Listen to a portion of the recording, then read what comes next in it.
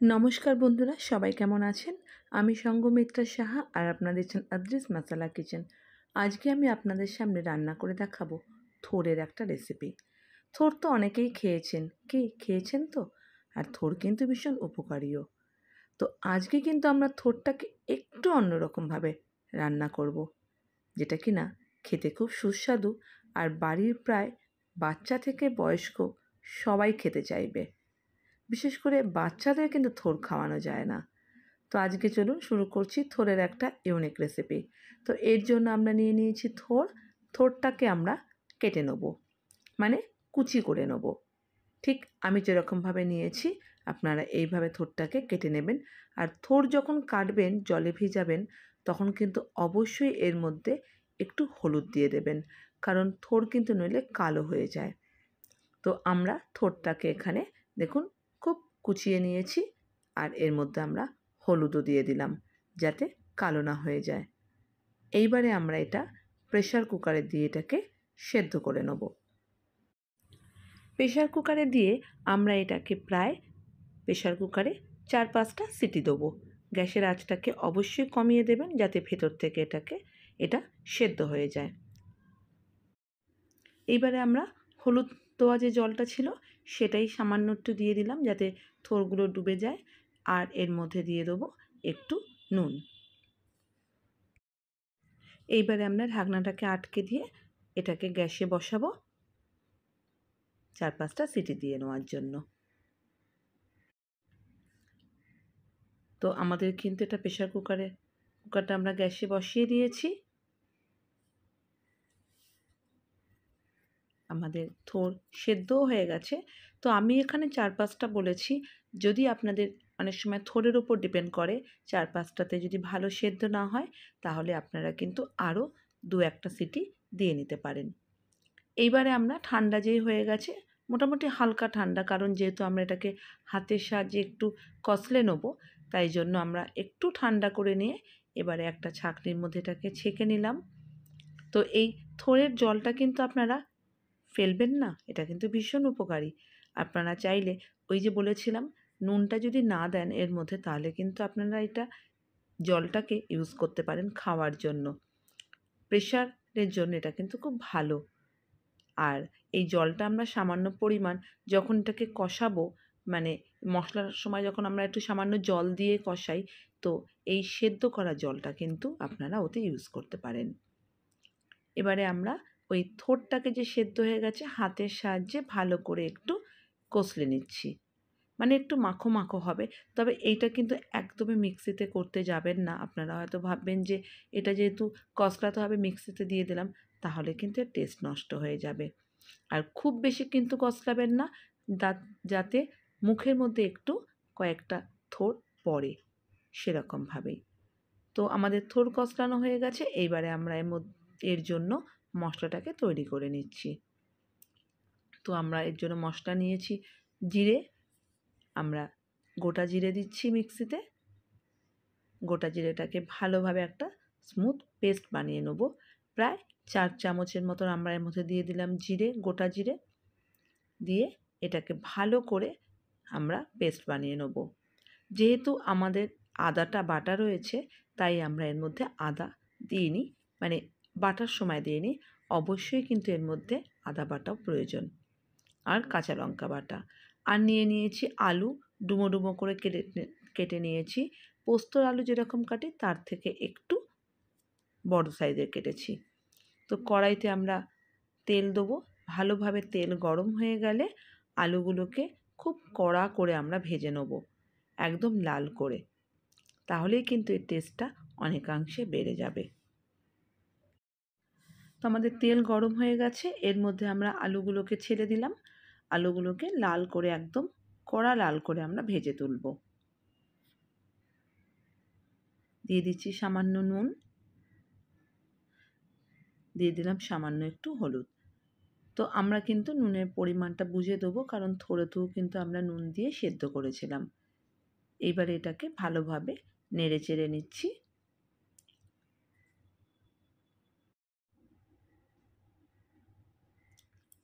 তো দেখুন আমাদের কিন্তু আলু ভাজা পুরো কমপ্লিট। কীরকমভাবে আমরা ভেজেছি, একদম লাল কড়া করে। এটা করলে কিন্তু এই থোড়ের রেসিপিটার টেস্টটা খুবই ভালো লাগবে। তো আলুগুলোকে আমরা তেলের থেকে তুলে নিচ্ছি। আর যখনই কোনো ভাজা জিনিস তেলের থেকে তুলবেন তখন কিন্তু অবশ্যই গ্যাসের আঁচটাকে বাড়িয়ে নেবেন, তাহলে কী হবে, ওই গরম অবস্থায় এক্সেস অয়েলটা পড়ে যাবে। এইবারে আমরা ওই তেলের মধ্যেই দিয়ে দিচ্ছি জিরে ফোড়ন, 1 চামচ দিয়ে দিলাম জিরে ফোড়ন, দিয়ে দিচ্ছি তেজপাতা, 2টো তেজপাতা দিলাম ফোড়নে, আর দেব শুকনো লঙ্কা ফোড়ন। তো আমি এখানে 4টের মতন শুকনো লঙ্কা ফোড়নে দিলাম। মোটামুটি 30 সেকেন্ড হয়ে যাওয়ার পরে এইবারে আমরা জিরে বাটাটা দিয়ে দেবো। জিরে বাটাটা যখন দেবেন তখন কিন্তু গ্যাসের আঁচটাকে অবশ্যই কমিয়ে দেবেন। আর ওই যে বললাম আদা কিন্তু আলাদা করে যেহেতু ফ্রিজে বাটাই থাকে, তাই আমি আদাটা একসঙ্গে জিরের সাথে বাটিনি। তো আমি 1.5 চামচের মতন আদা বাটা দিলাম, আর লাস্টে দিলাম কাঁচা লঙ্কা বাটা। এইবারে দিচ্ছি হলুদ গুঁড়ো, আর দেবো এর মধ্যে সামান্য একটু নুন। এইবারে এটাকে খুব ভালো করে কষাবো যাতে সব মশলা একসাথে মিশে যায়। তো এই কষানোর সময় কিন্তু গ্যাসের আঁচটাকে আমি অবশ্যই মিডিয়াম করে নিয়েছি, যাতে মশলাটা খুব তাড়াতাড়ি পুড়ে না যায় সেই জন্য। তো জিরে আদা কষাতে কিন্তু একটু সময় লাগে, আর একটু জলের পরিমাণ দিয়ে দিয়ে কষাবেন প্রায় 3-4 বার, যতক্ষণ না জিরের থেকে ভালোভাবে তেল বেরিয়ে আসে। তো আমি এর মধ্যে ওই যে থোড় সেদ্ধ করে রেখেছিলাম তার জলটা দিয়ে দিলাম, দিয়ে এটাকে কষাচ্ছি। প্রায় 3-4 বার আমি এটাকে ভালোভাবে কষাবো, যতবার এটার থেকে না তেল বেরিয়ে আসে। তো আমার 3-4 বার কষানো হয়ে গেছে, দেখুন তেলও বেরিয়ে এসছে। এইবারে আমরা থোড়টাকে দিয়ে দিলাম। এই থোড়ের রেসিপিটা কিন্তু খেতে যেমন সুস্বাদু হয়, বানানোটাও কিন্তু খুব বেশি কঠিন নয়। মশলা কিন্তু সেরকম নাই বললেই চলে, একদম ঘরোয়া পদ্ধতিতে, আর খেতেও কিন্তু দারুণ লাগে। তো আমি কিন্তু এখন দিয়ে দিলাম এর মধ্যে গরম মশলার গুঁড়ো। ঠিক আমরা যেরকম মোচা বানাই একদম সেইভাবেই তৈরি করবেন থোড় দিয়ে মোচা। কি এতক্ষণ বাদে বললাম, ভাবছিলেন না কি তৈরি করছে, এটার নাম কি হবে? এটা হচ্ছে থোড়ের মোচা। খেতে কিন্তু দারুণ। আর যারা থোড় দিয়ে রুটি লুচি খেতে ভালোবাসেন, আমরা কিন্তু ভীষণ ভালোবাসি থোড় দিয়ে লুচি আর রুটি খেতে, কারণ মোচা দিয়েও লুচি যেহেতু খাই। আর এইটা একদম মোচার মতনই তৈরি করছি, শুধু উপকরণটা মোচার জায়গায় দিয়ে দিয়েছি থোড়। তো খেতে ভীষণ সুস্বাদু আর খুব ভালোও লাগে খেতে। তো এটাকে ভালোভাবে আমরা কষাচ্ছি যতক্ষণ না তেল বেরোবে। এটা কিন্তু রান্না করতে একটু সময় লাগে, তো আমরা মিডিয়াম করে এটাকে রেখে দিচ্ছি। একদম ভেতর থেকে এটাকে তেল বেরিয়ে আসবে। একটু সামান্য ঢেকে দিয়েছি, খুব বেশিক্ষণ না, 5 থেকে 7 মিনিটের জন্য আমরা এটাকে ঢাকবো, কারণ এটা যেহেতু অলরেডি সেদ্ধ হয়েই গেছে, খুব বেশি ঢেকে রান্না করার প্রয়োজন নেই।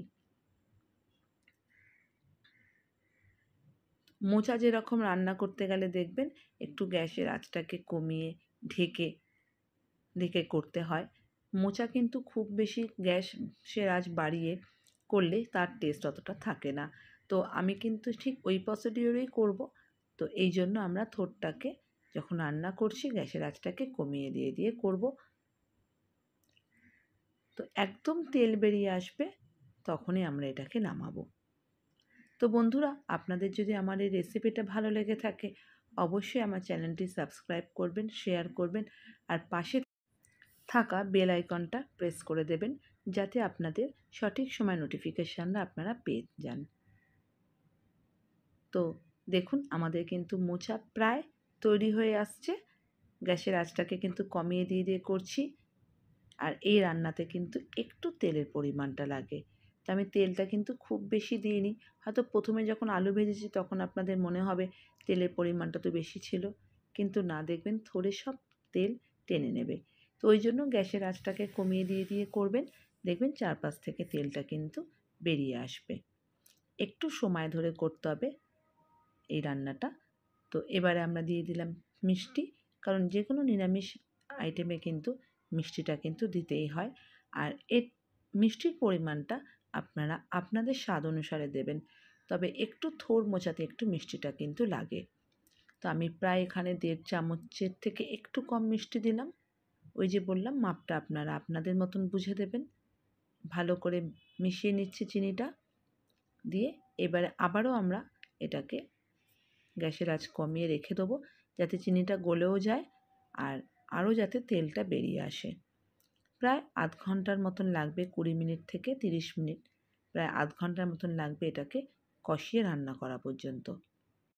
এবারে আমরা এতে দিয়ে দেবো ভেজে রাখা আলুগুলোকে, কারণ আলুগুলো যখন ভেজেছি আলুগুলো কিন্তু একদম সেদ্ধ হয়ে গেছে, তাই জন্য কিন্তু একদম নামানোর ঠিক 5 মিনিট আগে আমরা এই আলুগুলোকে দিয়ে দেবো এই মোচার মধ্যে, মানে থোড়ের মধ্যে। ভালো করে মিশিয়ে নিচ্ছি থোড়ের সাথে আলুগুলো।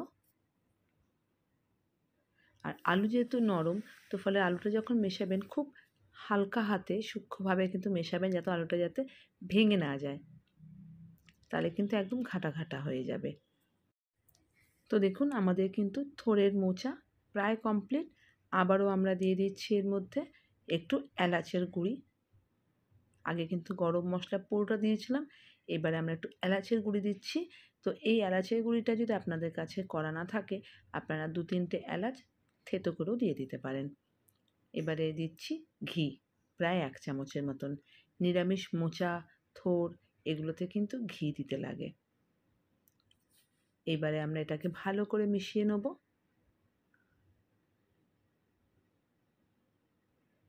ব্যাস, আমাদের কিন্তু থোড়ের মোচা একদম তৈরি পরিবেশন করার জন্য। আর শুধু লুচি রুটি বলে না, ভাতের সাথেও কিন্তু দারুণ লাগে। নিরামিষ দিনে জমে যাবে কিন্তু খাওয়াটা। ব্যাস, আমাদের থোড়ের মোচা তৈরি পরিবেশন করার জন্য। তো বন্ধুরা, আমার এই রেসিপিটা ভালো লাগলে অবশ্যই আপনারা কিন্তু বাড়িতে ট্রাই করবেন, আর কার কীরকম লাগলো জানাতে কিন্তু ভুল করবেন না। তো আমাদের এই থোড়ের মোচা একদম তৈরি। সবাই ভালো থাকবেন বন্ধুরা, আবারও দেখা হবে নতুন কোনো রেসিপির সাথে। নমস্কার।